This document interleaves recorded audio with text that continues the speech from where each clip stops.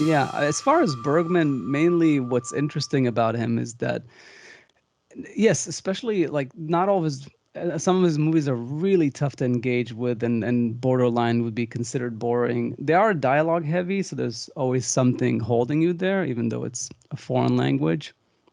It's almost, it feels to me like he's the Sergio Leone of art house movies. Like he's of these like foreign film like artsy movies. Like he really and I believe more so than say Tarkovsky and some of these other loved filmmakers by others, not by me. I really feel like he just gives you a lot. Like every movie is a meal. Like it really, there's just so much in there. And as long as you're in the mood and you're willing to like, take a deep breath and dig into it, and you've saved yourself, like you didn't like spoil your appetite, uh, then he'll give you a really good meal. Like there's gonna be visuals, there's gonna be good dialogue, there's gonna be good acting, it's all going to be there. It's just a matter of being in the right place. And I understand some people, it's just not for them. These movies, it's Yeah. just they're not going to connect with them. I But mean, still, it's better than Jasper No, who, you take a deep breath and take it up the ass and decide whether you like it, whether Wow. after he's done. But uh, so uh, you can edit that out, right? I don't know. I mean, by all means, if everybody knows what I think about Jasper No, go for it. I mean, I do not like that man. no, but that's a good point though, because I feel like whether it's him or Tarkovsky for that matter, and there's a few other ones I can name. There's a few filmmakers that are pretty renowned and well beloved, but they're gonna have a miss here and there, especially if they make. And Bergman was very prolific. And yes, not all his movies connect, and they're not all perfect. Yeah, But there's something about him. He's at a different level. Like he's just such a pro. It's almost like the equivalent of a Spielberg or a Nolan. Like he just was born to make movies, only he makes them, he's not a technician. Like yeah, that's the point I'm trying to make. Like Fincher, Spielberg, and Nolan are the type of directors that are just technical geniuses. yeah, They boy can they shoot a scene and they'll make it interesting as hell, and nobody can shoot a movie like them, especially in the modern age. Like they're just on a different level, and Denis Villeneuve also, I think, is getting up there. Like he's also has proven that he's in that, I guess, Mount Rushmore of modern directors. But Bergman is doing something completely different. He's at their level, but for these movies, for like art house movies, for movies that are not mainstream, but he's doing them so well that I don't think he's been matched. And I think that's why he's so beloved by other directors. It's because he's on a different level. Like a lot of people like Fellini, and there's a few other ones from the that period, and especially some of the American filmmakers. And but Bergman is like in a class of his own. I really feel like, and it's tough to yeah. Mhm. like to place it, but I it's the whole meal thing. Like he just gives you so much, and I think Wild Strawberries is a good example of that. But I'm not trying to challenge you too much, but I mean I mean, obviously, I'm not only a huge Tarkovsky fan, but I'm generally a fan of Russian cinema. And you know, the funny thing is, like with Tarkovsky, I always have this lingering thing in the back of my head of what could Tarkovsky have been if he hadn't spent the majority of his life trying to make art in the Soviet Union, where he literally had to get everything approved by a despotic government. Like I think that Tarkovsky easily could have been a Bergman if he just didn't have to deal with the fucking Soviet Union. his entire life Guess we'll never know. until he finally defected.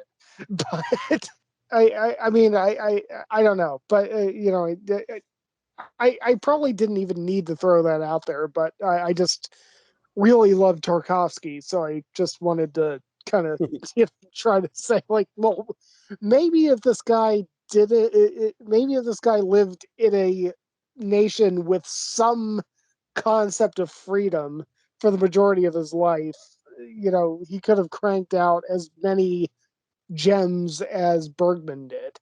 Yeah. Well, I mean, one Anyway. thing I'll say is that, how in film school they always told us, show it, don't tell, and every time Yeah. you write too much dialogue, they'll give you a hard time about it. And I'll oftentimes say, like, look at Bergman. Like, he's got a lot of dialogue in his movies.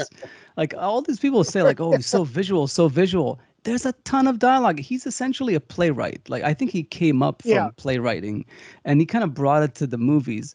And people don't realize, yes, you want to be visual as much as you can and wherever you can. And boy, is this guy visual, but he's got a lot of words in his movies. Well, And Wild I Strawberries could be a play. You could do it on a stage and it'd be very successful. a lot of Absolutely. his movies could be plays. Yeah. But that's the point I'm trying to make, is that I really think him, and also Kubrick is a good example of this, but especially Bergman, he's very heavy on the dialogue, but the visuals are very important and very strong. And I think Kubrick is, and this is why Kubrick is my favorite, he's also got a lot of good dialogue and good dialogue, but he's very heavy on the visuals, a bit more than Bergman. And Tarkovsky is just too much on the visuals. It's almost silent movies, and it's just a bit too much. I just feel like I understand to communicate through images is very important in movies, but not only. I mean, even in silent movies, there are like cards. You have to move the plot along. I mean, come on, like seriously. I just feel like he takes it a bit too far. That's all. And maybe that's why I've never connected with him. And I've liked some of his movies. But yes, I call bullshit on the whole thing. It's like, oh, too much dialogue. Shut up. Come on. If it's done well, Tarantino has a shitload of dialogue, and everybody likes his movies, especially the better ones. So don't tell me it's not about less dialogue, more visuals. It's about doing it right. If it calls for more words, have more words, just good words. And if it's not, it's not. But Tarkovsky was like, no, no, I'm just gonna have an 8-minute shot of two people sitting at a bar and nothing will happen, and that's cinema. It's like, Yeah. I just like, come on, give me something. Like, I watched that Stalker movie, and I think it's pretty short, but it feels like 4.5 hours. It just really does. Um, so I so, Ah, so yeah, but that's not to say I respect him, and he's definitely made some amazing images and some great movies. yeah.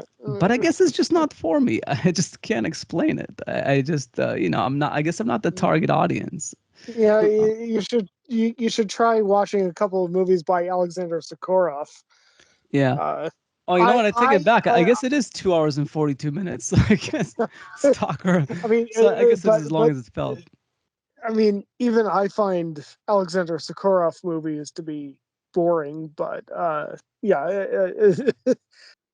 I mean, visually interesting, but still boring. Yeah, no, I, I I, just think Bergman just found struck that balance, just doing very odd, quirky, small movies that don't connect with a big audience, but he's struck that balance between visuals and dialogue that just works magic on at least myself and some other people. And I guess all these directors, whether it's the Kurosawa, Fellini, everybody has their favorites because depending on your perspective, your sensibilities. Yeah, I mean, it makes sense Tarkovsky because if you're into cinematography and stuff, you're gonna love that. I think Deakins also names Tarkovsky again and again as like his Mhm. favorite filmmaker, and it's like, I mean, that makes sense if you're coming from a visual perspective solely, like almost exclusively, then you're gonna connect with those movies. Yeah, I mean, it makes sense. But It's funny that you said earlier that you feel like he's the Sergio Leone of what did you say of did you say I you guess didn't say art house or you said whatever.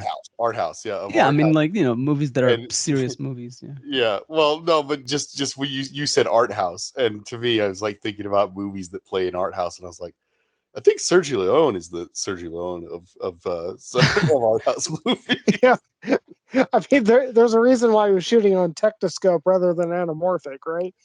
But Yeah, Yeah, but Sergio Leone was his whole mission was to make movies that are I think he said it at one time, like he wanted to make movies that the old people that get bored with 95% of movies that go to the theater will be like slammed in their faces with such great like a great experience and a great story. That's why he even called his movies Once Upon a Time in America, Once Upon a Time in the West, because he was basically telling fairy tales for adults. Like that's sure, what he was doing. His whole thing was like, I'm gonna be as engaging as you can fucking be in this medium. Like nobody's gonna be more engaging. He was like the Michael Jordan of being engaging yeah, back then, like in the the 60s, whenever he was started making movies.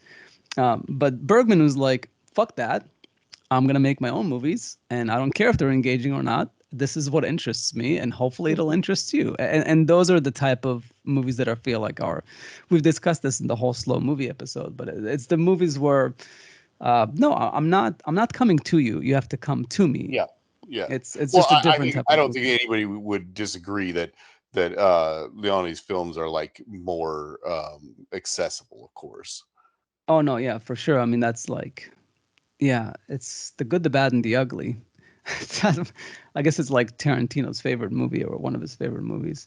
It's uh, it's a crazy movie. Like it's just like it's you couldn't even think of that. I remember watching this movie as an adult, and I loved it as a kid too, which is crazy. It's like a super long movie, but I watched it as an adult. It's like, what is this movie about? Like it's so crazy. It's basically about a bunch of people trying to find gold, and it's a good, bad, and ugly, and it just goes on forever. But it's so fun. It's so engaging. It's just It's so good and it's so long. yeah. No, it's you strap in. It's a roller coaster ride. It's like something else. His movies. He's definitely one of my favorite directors, but for yeah, completely different reasons of why I like Bergman. So Yeah.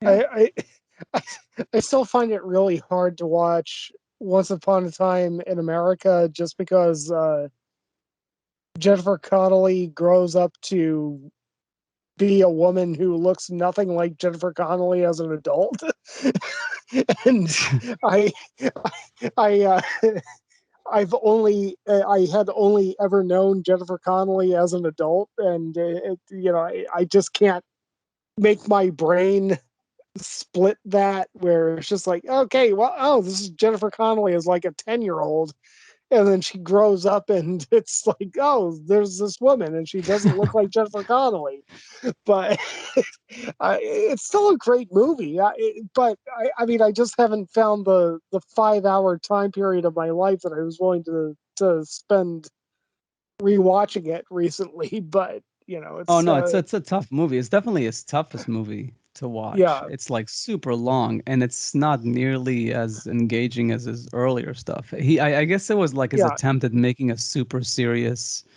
gangster movie, and I think he took it a bit too serious. yeah. No, I um, mean, again, don't get me wrong. I think it's a brilliant film. I think it's a really good movie. It's just something that you have to. I mean, it's like reading a Dostoevsky novel or something like that. You just that's not something that you do in your leisure time. yeah, exactly. But that's a good point. That's a good point Right. to make about even he can Yeah. make a movie that's on the slow side and less Yeah. engaging.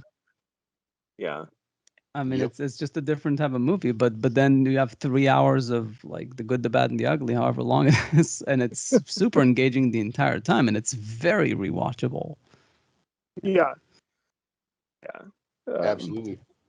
I still prefer Once Upon a Time in the West, but you know. Yes, no, I agree. If I were to rank his movies, I think Once Upon a Time in the West would have the top Yeah, spot. The Good, the Bad, and the Ugly might be second. yeah, I'd probably and flip flop those two, but they're both very, very good. yeah. Yeah, Oh, I mean they're interchangeable. I feel like I feel like Once Upon a Time in the West is like a solid story, just like a really good movie. But The Good, the Bad, and the Ugly is a non-movie almost. Like it's weird. It's almost like Tarantino doing Kill Bill or something. it's like a Only symphony. It's like a symphony on screen yeah, in a exactly. way. Yeah, It's yeah. got so It's little going on there, but you can't take your eyes off of it. It's so weird. yeah. It's like an excuse to. We discussed this with the Inception thing, like how it's so focused about because I'm editing it now. It's so focused about me in a movie that it's Mhm. just like so over the top. It was designed to be a movie from the inception of it. So I feel like The Good, the Bad, and the Ugly was like essentially designed that way too. Yeah, yeah, Yeah. yeah. Yeah, no, it's there's certain movies like that are just odd. Like just they don't make a whole lot of sense. They really shouldn't work on any level, but you just can't take your eyes off of them.